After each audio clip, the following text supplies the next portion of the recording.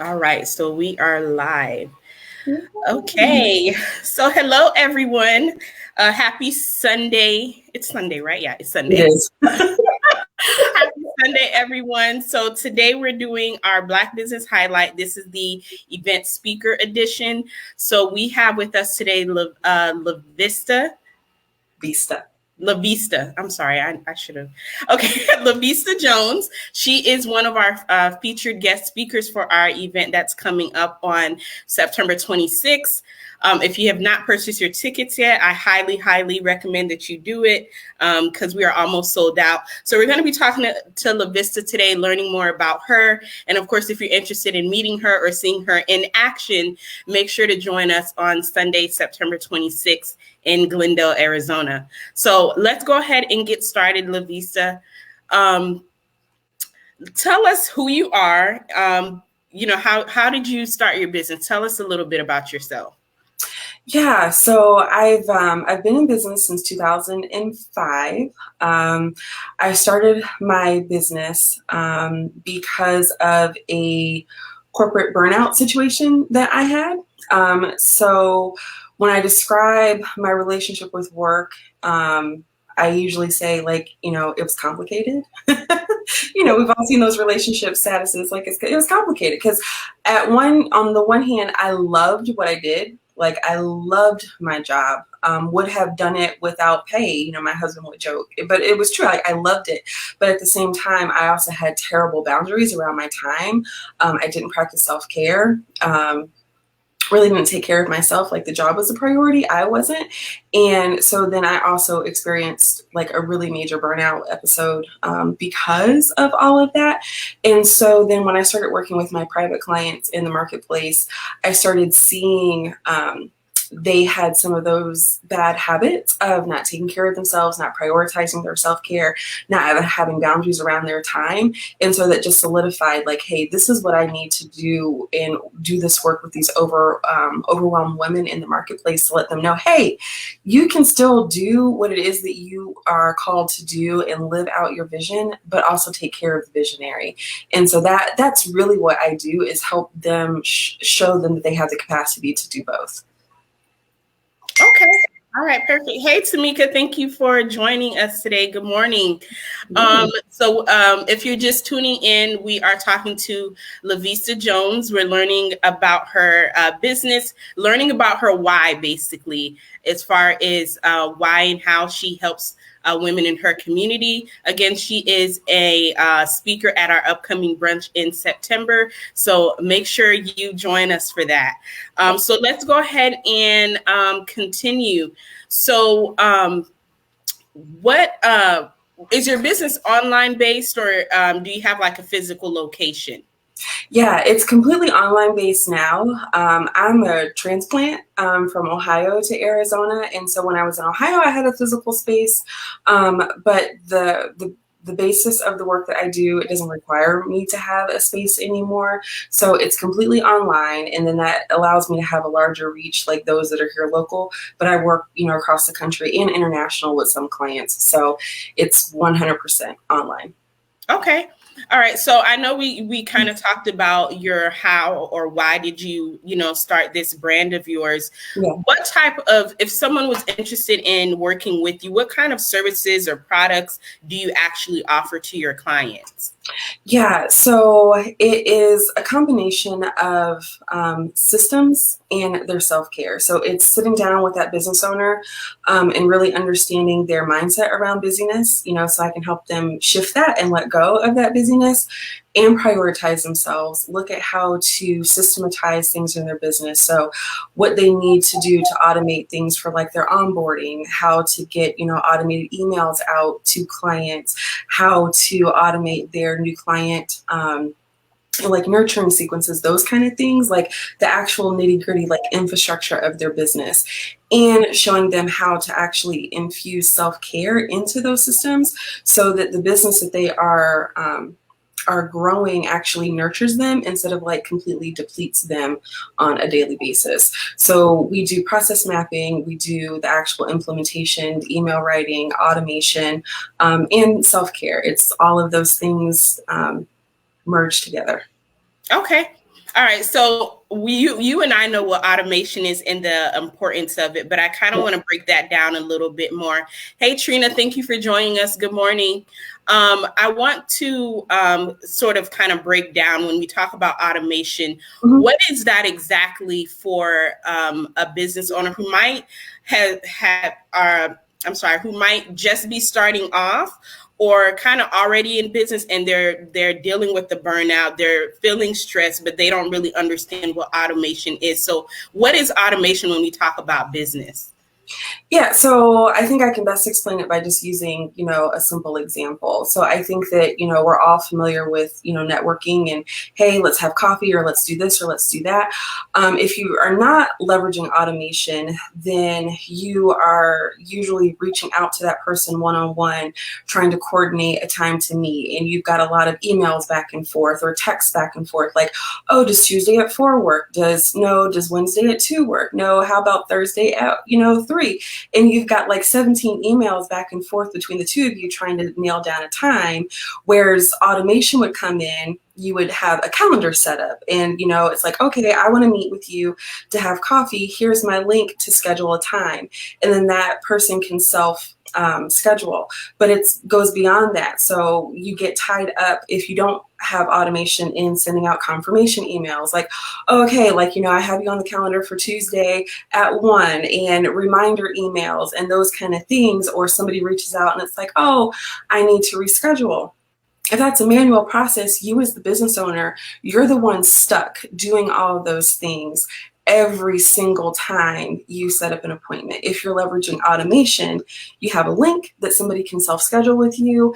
You are able to automate those confirmation emails. So as soon as they get on your calendar, there's a confirmation in the email that says, hey, Faye, I'm so excited we're going to meet. Like, here are all the details. Here's the Zoom link, the time, those kind of things. You set up the reminders to go out maybe an hour before, that they're going to meet. Like, hey, Faye, just a reminder, we're meeting today for coffee. These are the details, those kind of things. You can set up links to reschedule so that you're not, again, having to do 17 emails back and forth to get them back on the calendar, because it was that hard to do it in the first place. So it's leveraging automation to get that repetitive stuff off of your plate, that it's a minute here or 5 minutes there that you're spending time doing it. Leveraging automation to do the heavy lifting in those situations, it frees up all that time. And so if you're not even paying attention to it, like 5 minutes here, 10 minutes there, like you could be wasting like 5-10 hours a week just doing the little things that a tool could do or that leveraging technology could do, and setting up that automation to do those things. Okay. All right, perfect. So I speaking with a lot of business owners, whether they're in the group or outside of the group, I've come across a lot of different business women who are in different phases of their business. And one of the things that I also always stress is automation, like learning to automate things like that.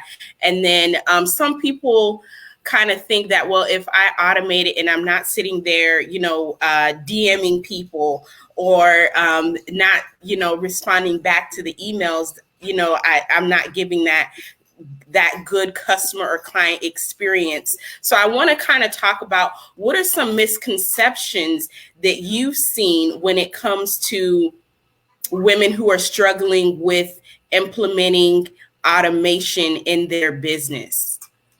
Yeah, I think that is an objection that comes up a lot, Faye, because, especially if you are service-based, you probably want to have like that high-touch kind of white glove kind of service for your clients. But at the same time, you have to also realize you have a certain capacity. You're one person. And so, if you are networking with 50 people in a month, right? That's a lot of time for you to physically go in and set up 50 appointments and send out 50 confirmation emails and send out 50 reminder emails, those kind of things. And so what I would say to that is, automate what you can, take that repetitive stuff off of your plate, because it's going to give you the time back in your day to then actually focus on like that high touch stuff that you want to do with the client. Like when you're networking with them, you're not so tired and so like spazzed out thinking about the set of emails that you need to do after this, because you know that the tool is taking care of that. You can actually focus and be present with them and give them 100%, in that conversation. And then if they move on in, working with you, then, take the high touch into something else. Maybe like do like an onboarding gift, or you'll have the time to send out like thank you cards or things like that, which by the way can be automated as well. But but you can give that high touch, that that one-on-one attention at different phases in the business. But for things that are repetitive, things that don't really require the CEO's touch, those are things you've got to get off your plate. You just have to, or you're not going to actually have the time to bring on all these new clients and work with all these amazing people, because you're going to be burnt out because you're spending 10 hours a week on emails and you don't even realize that you're spending that much time there. Right. And so that brings up a good point too, because one of the misconceptions that I've seen when I talk with business owners and using automation in their business, they think that might hurt their customer service. But would you agree that if you don't implement automation in your business, it actually hurts you more than if you were to implement it? Absolutely. Absolutely. And this is why I say that, because depending on the various steps that you would have to, even like I keep going back to this example, to get somebody on a simple networking call, if you've got to keep all of that here, or you've got to keep like an Excel list of like, okay, did I reach out to Faye? Did I send her a confirmation? Did I do this? Did I do that? You're going to drive yourself crazy, right? And then eventually the busier and busier you get, you're going to drop those balls. You're not always going to consistently send a confirmation email. You're not always manually going to send a reminder email. Or, I've seen some cases where it's like, okay, well, I'm going to hire an assistant to do that. And it's like, okay, if you want to, in my opinion, waste your money on that, that's fine. You could have an assistant do something else, like sending out a gift or whatever. But if you've got something that in most cases for free will send a reminder email for you, use that, because that way it's going to actually help your brand be consistent and, give that professional appearance, to those that you're working with in the marketplace. Because you as a business owner, you don't want to be like wishy-washy, like, oh, well, I sent this information to this, prospect, but I forgot to send it to this one. Or this is the process that I like doing, but I forgot to do these 2 steps with this person because I got busy. Like, that's not how you want to set this up. So in those situations, like leveraging automation there actually helps you show up more professional and consistent. Okay. All right. Perfect. And I also want to point out too, because we have a lot of business owners on our platform. So something else I want to point out when we talk about the misconceptions regarding automation and implementing it into your business doesn't have to be hard, right? Nobody wants to go in business to work harder than they were in their 9 to 5. Starting your journey of entrepreneurship is about freedom. And most importantly, freeing up your time and not exchanging time for money. So a lot of people are kind of stuck in that mentality where they're like, if I have to work hard to make a sale, I have to work really, really hard to bring clients into my business. And it doesn't have to be. And I think sometimes that's like a mindset issue. So I know we're kind of going off topic here a little bit, but what are some mindset issues that you've come across with when working with women entrepreneurs when it comes to simplifying their business? Yeah, that's a great question. And I think that one of them is kind of like that paying homage to being busy, and that I gotta always be in hustle mode. Sis, you don't always have to hustle. Like you said, like you're doing this business to have a level of freedom, not to have every waking moment of your day tied up in doing something in your business. And so I think that we as a culture celebrate busyness a lot, where it's like, oh, I've got all this stuff going on, I've got to go do this and I've got to do that. And if you're not in that constant hustle mode, something's wrong. You're not doing it right. Like, no, like it doesn't have to be that way. If you don't want it to be, like, you don't have to like run yourself ragged and be on like a one track like road to burnout by doing all of the things in your business like completely by yourself. And I think that's a big shift, that's a hurdle to get over for a lot of business owners, especially those that, you know, when they start out, like they are the ones wearing all the hats, like they are marketing, they are sales, they are customer service, they're fulfillment, they're the ones that's also bringing in the money.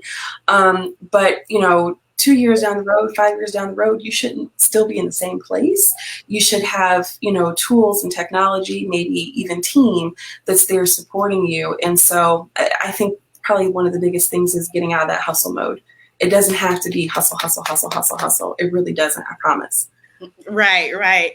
Thank you so much for that. So guys, if you, for those of you who are watching, if you have any questions, please feel free to post them in the comments and we'll answer them while we're on live.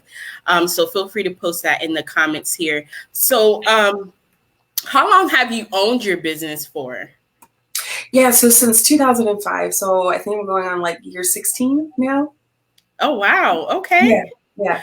So you've been in the game for a long time, right? And we have we have a lot of people who are just kind of stepping out on faith a little bit to get started in their journey. And then some people who have their businesses but kind of put on the back burner because of those issues of burnout and things like that. So what are some lessons that you've kind of learned along the way to kind of get you to where you are right now? I would say the biggest one is ask for help. Ask for help, because I think that we get stuck in what I call boss shame. Like, I am the boss, like I am the CEO of this company, I should have all of the answers. And that's not necessarily true. You have the vision, you're casting the vision for the business, but it's not, you know, your role as a CEO to know how to do all the things. And you're not the best at doing all those things. Like, you're really good at doing your magic, right? Like, whatever it is that you do that people pay you for, that doesn't necessarily mean you're the best marketer in the world. Like, you might have some ideas, but as far as like actually executing it and like developing it out, that might not be your forte.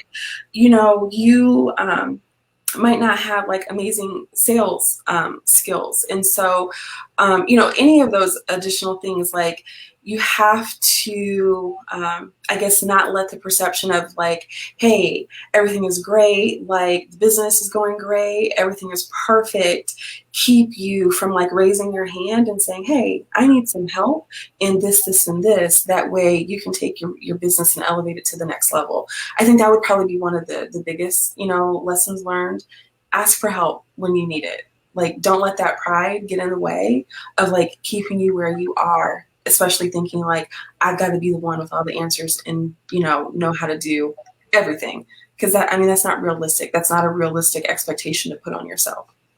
Right. And I also want to point out to a lot of these successful business owners and these gurus out here, they don't know how to do everything in their business. Their job is to make sure that they put people in the position that know how to do these things to help them get to whatever goal they want to get to. So if you know sales isn't your forte, you're not good at sales, you don't like to sound salesy, it's okay to hire someone to help you with sales. That doesn't take anything away from you as a owner to say, hey, this is an area that I'm weak in, let me hire someone to do it. Because it kind of works that way in the 9-to-5 too, right? Like, they hire people to do certain things within different departments to help the company get to wherever they're trying to go. Yep. So I thank you so much for sharing that, because I think that's something that people don't really talk about, like, especially in the age of social media. Everybody wants to seem like they have all the answers and they're just like, the jack of all trades. But there's a saying where it's like, if you're the jack of all trades, you're not a master of anything, right? So Exactly. so make sure you're reaching out for help, you guys. We have a question here from Tamika. Let me put it on the screen. So she wanted to know, when did you really feel like you were on your way in your business? Consistency, connecting with others without sounding salesperson-like. This is a good question, Tamika. Thank you for asking this. That is good. So for me, I think it came with working with two coaches that I hired, because I recognized, like, hey, I need some help. One of the things that I knew was a stumbling block for me was networking.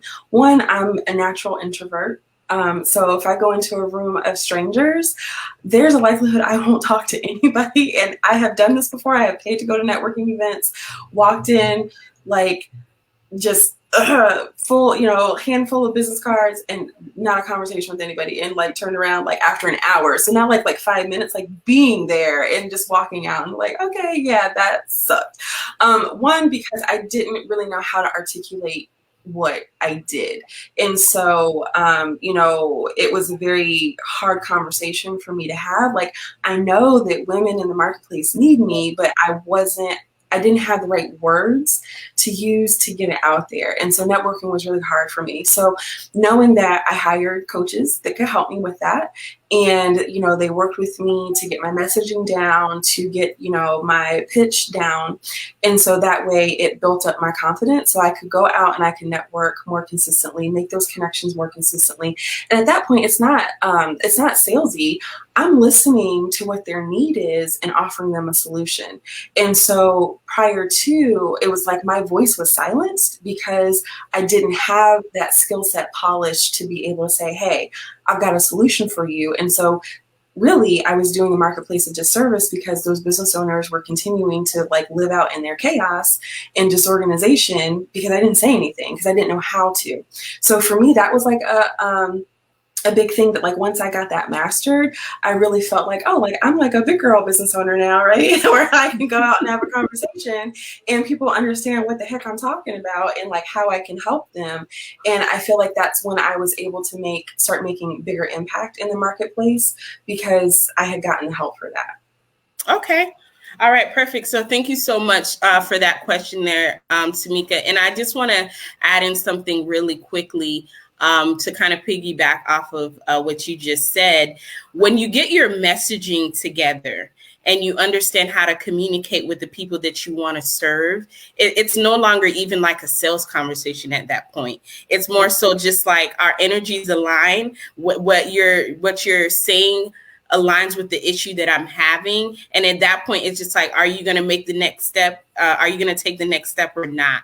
So I think a issue that some business owners have is that they don't know how to communicate or how to make that pitch. So it does come off kind of like salesy because you don't know how to communicate with that person. Make sure you're investing in resources or investing in people that know how to do these things for a living so that you don't feel salesy, because nobody wants to be sold to at the end of the day. So thank you so much for that. If you guys have any other questions, please continue to put them in the comment section. I think we kind of talked about this already, but what are some common misconceptions about your industry in general when it comes to the kind of work that you do? What are some things that people don't understand about what it is that you do? I don't think that there is a misunderstanding about what I do, but I think that one of the stumbling blocks is I think that people who need me kind of disqualify themselves from working with me because they put some hurdles in the way, like it's too expensive for me to do this. And it's just like, how do you know? How do you know? Like, we've never even had a conversation about, what it is that I can do, or how I could support you, or how my team could support you, or the resources I could direct you to, or the technology that I could show you how to use for free. So I think it's those things where it's like you kind of talk yourself out of even it kind of goes back to like we were talking about reaching for help, because you're like, oh, it's going to like take too much time, or it's going to be too expensive.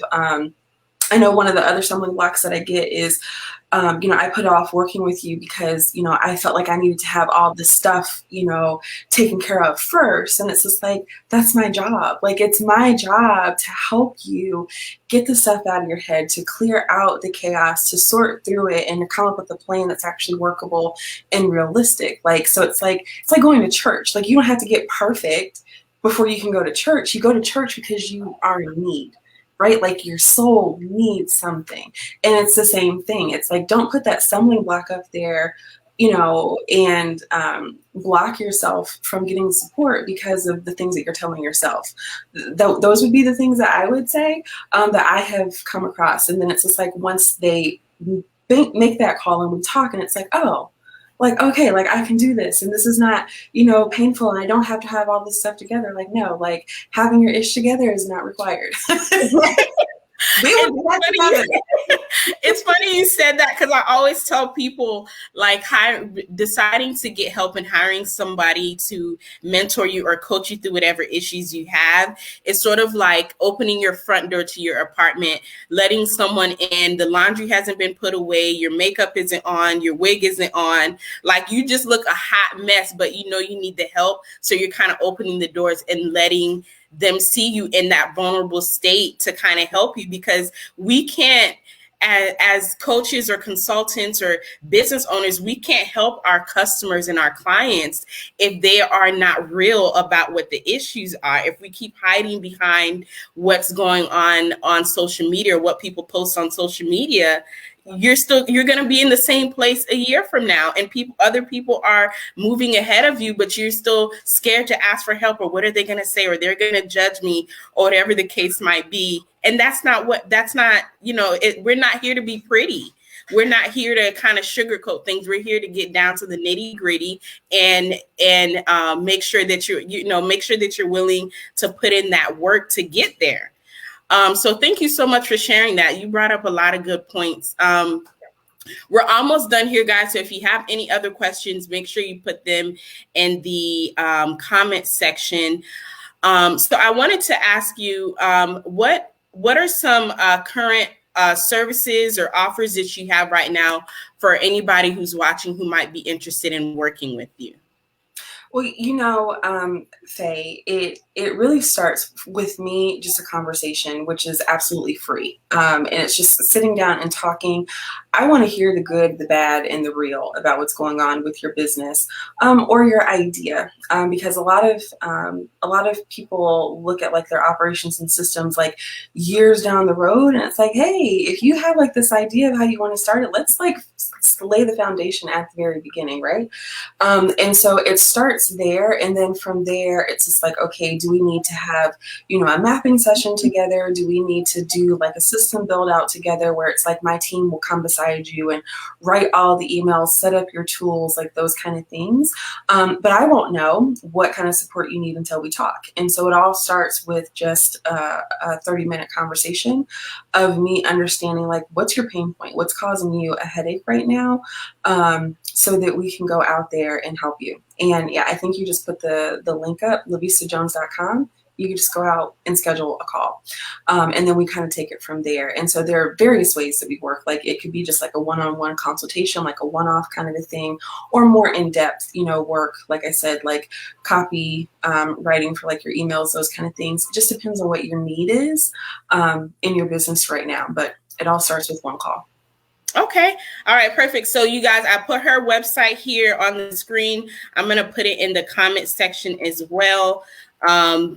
Yeah, go ahead and just book the call and get it over with, because I know some of you guys are watching and you guys need her in your life. So go ahead and do what you got to do and get on a call so that she can help you live your best life without sacrificing your self-care in your business.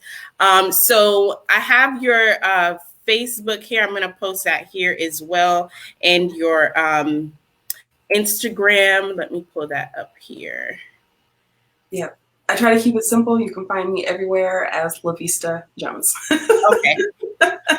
Yep. Yeah. So basically, you have the name right there. I'll post the link in the comment section, but that is how you guys can get in contact with her.